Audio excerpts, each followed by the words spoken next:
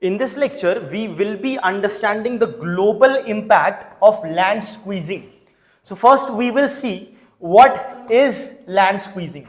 We will see what is land squeezing. Then we will see why is this happening.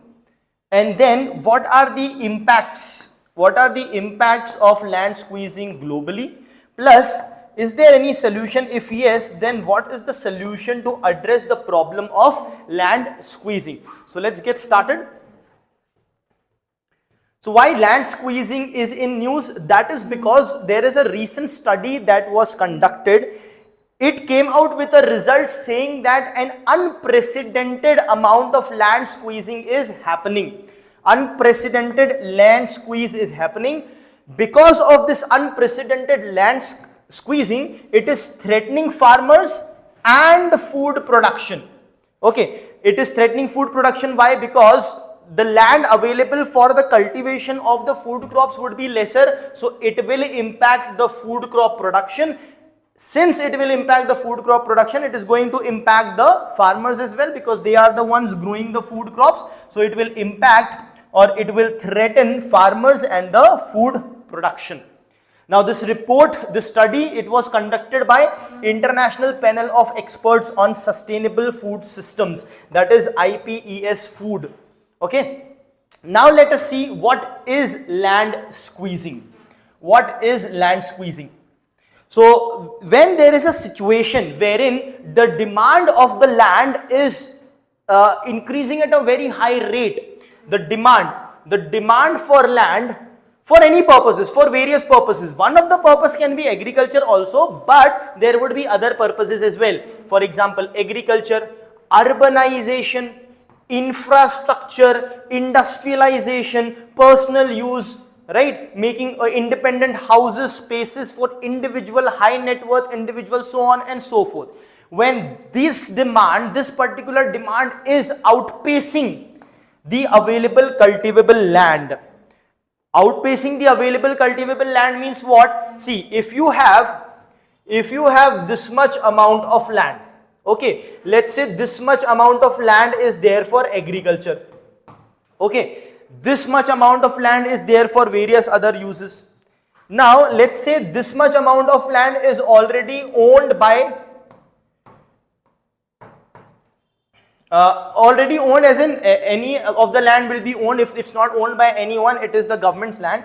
Owned as in owned should not be the word here. Let's say it is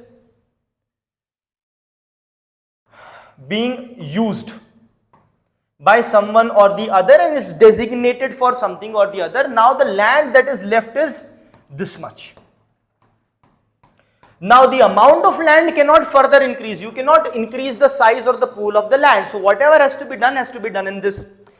Now what happens is the land prices keep increasing. The demand increase, price increases. Demand increase, price increases. It reinforces each other. So now people would want as much as land as possible with them. Now among people, what do I mean to say? It includes the government as well.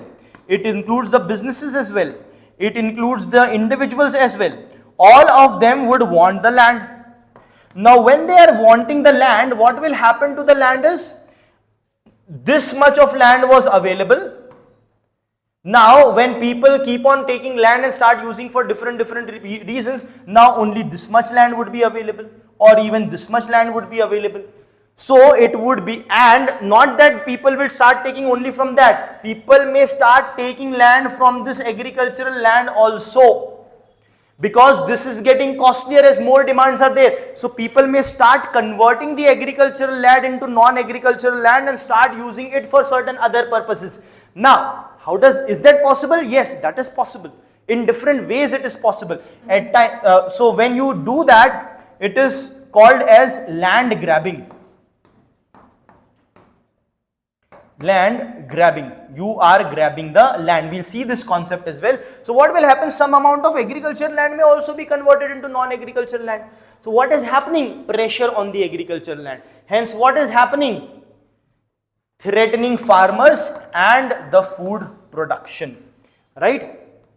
So now let us see. So this is what is land squeezing all about. Now let us see the highlights of the report.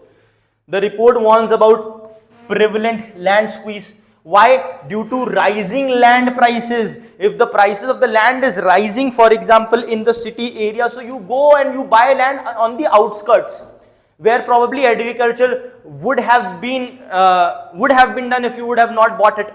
For example, or if already agriculture is done, now it's converted due to some reason into non-agricultural land, or if you wouldn't have got it there, later on someone else would have done agriculture, but now it is not being used for agriculture, right? Due to rising land prices, due to land grabs, we'll see what it is, and due to carbon schemes. What is carbon schemes? As in carbon sequestration, storing the carbon, so utilizing the land area for carbon sequestration, etc. So in the name of carbon sequestration, you have reserved this particular land for carbon projects. So you cannot grow agriculture or food crops over there. Hence, this land squeezing, the amount of land for agriculture is, it is getting now squeezed.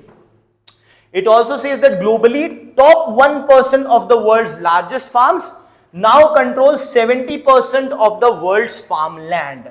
Meaning what?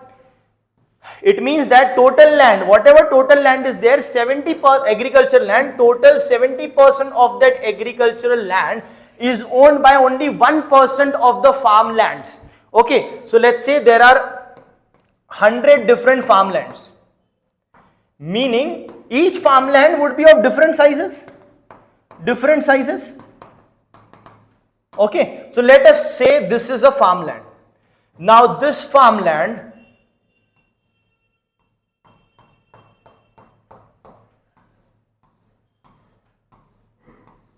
let's say these are 70 divisions and this is just one single division. So, and this area is how much? This area is approximately 70%.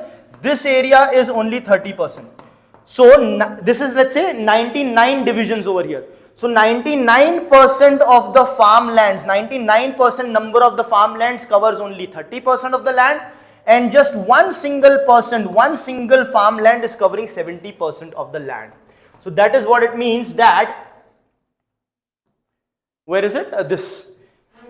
Globally, the top 1% of the world's largest farms now control 70% of the world's farmland. This is the diagrammatic representation. Clear? Now, as land becomes scarce, it gets converted from productive agricultural land to other uses. Because land is less. Now you don't have land, but you want to grow, let's say, develop industries, urbanization. So you convert it, which will then impact the food production. What else it says? It talks about different kinds of grabbing. So one grabbing is green grabbing. When you grab a land in the name of environmental projects, when I convert an agricultural land into non-agricultural land in the name of environmental projects, that would be green grabs. So green grabs, that is land acquisition, right? It is having motivated by environmental concerns, projecting that, actually that may be the case, but that may not also be the case, but still you are projecting it because there should be reason to convert agriculture into non-agriculture. So you will give the reason of environmental concerns. Okay, so that is what is green grabbing. Refers to the large scale acquisition or control of land and resources for environment purposes. Right. Now, when you do that, it will have a negative socio-economic consequences because farmland has been converted into non-farmland in the name of environment. So, that is also a concern. Further, over half of the land designated by governments for carbon removal projects, they also have a potential risk of interference with livelihoods of small scale farmers and indigenous people. So over half of such lands for climate projects are also doing the work of land squeezing of the agriculture land. Carbon offset market, it is further going to quadruple in the next 7 years. That means more land will be required for carbon projects. That means more land squeezing is going to happen. Now, status of the farmland, we saw 1% of farm, they control 70% of the farmland. In different continents, that is different. So in South Asia, 5% own 30%. Europe, it is even worse. 3% own 52%. Latin America, 10% own 75%. So different continents have different, and then you have the overall. Now, what is the reason behind the land inequality? Why some of the people are owning so much of the land? Because of the practices of land grabbing. Because of the practices of specific type of land grabbing, that is green grabbing, grabbing the land in the name of environmental projects, grabbing the land in the name of carbon projects, expansion and encroachment, expanding and encroaching based for the requirement of urbanization, for mining projects, so on and so forth, right? Now, when you do that, land degradation also happens. The cultivable fertile land will be converted into non-fertile land. You cannot cultivate any further. Shrinking of the plots, land concentration in the hands of the few, which would lead to, of course, declining land access for small holders, indigenous people and marginalized group, leading to food insecurity. So this is a concern.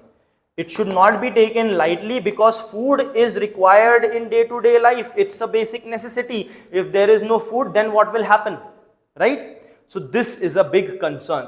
What will be the impact? Loss of access and control for farmers and rural communities. When you grab the land, they no longer own the land. They may be given some compensation, but then that is it. But that farmer doesn't know to do anything else. Can they, let's say, get a white collar job? No, they were doing farming. You give them some money, what will be of use, right? So their livelihood, their socio-economic conditions are going to hamper. Displacement and dispossession will happen. They would be displaced from that particular region. It will threaten the food security. The food production may go down. Weakened bargaining power. Now this farmer would become a marginal laborer. So there is no bargaining power, would work on someone else's land. And when you work on someone else's land, you have nothing. Your bargaining power is also gone, because you have nothing else to do. This is your only option. So you'll work in as low amount as possible. Your bargaining power is gone. Exacerbates rural poverty. It would lead farmers to poverty, because the recurring income that is happening is no longer there. If you get a good sum of money, you may utilize it, misutilize it, spend it, lose it just like that, and not be able to invest and do something which generates recurring revenue for you. So that will exacerbate the rural poverty. Plus there is environmental degradation, utilizing it for different reasons, urbanization, mining, etc., which is going to degrade the environment. Unsustainable practices can happen. Now farming may be, more sustainable than various other practices that may happen on that land. Loss of biodiversity. If it is agricultural land growing different kinds of crops, it is now being utilized for different purposes. Now all these varieties are not grown there, so loss of biodiversity takes place. Increase, which will lead to increased vulnerability to climate change, because concretization, instead of plants, crops, there is now concrete jungle. So of course impacting the temperature rise and hence the climate change as well. Further social unrest and conflict. When people don't have land, when people don't have recurring income, when people are becoming more and more poor, of course there will be social unrest and subsequent conflict, because there would be competition for scarcer amount of resources. And then instability and outmigration. People do not have land in the village, they outmigrate to the cities. There also they don't have job, there is tussle, there is conflict, and there is unrest, and all those things would happen. So what are the recommendations? The recommendations are simple. Land grabs are happening, so halt the land grabs.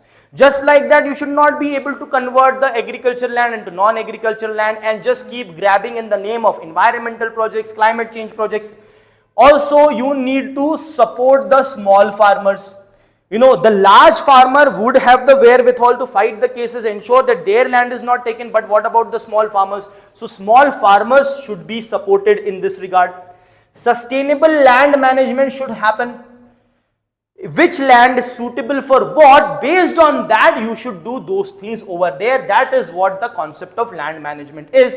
And finally, fair trade practices, right? Which should promote sustainable agriculture and protect the livelihood of small farmers as well. Fair trade practices. Just an example of fair trade practice if I have to give is, for example, if you are taking away my land and establishing an industry, don't just give me some mere amount which will be gone, which I don't even know how to use.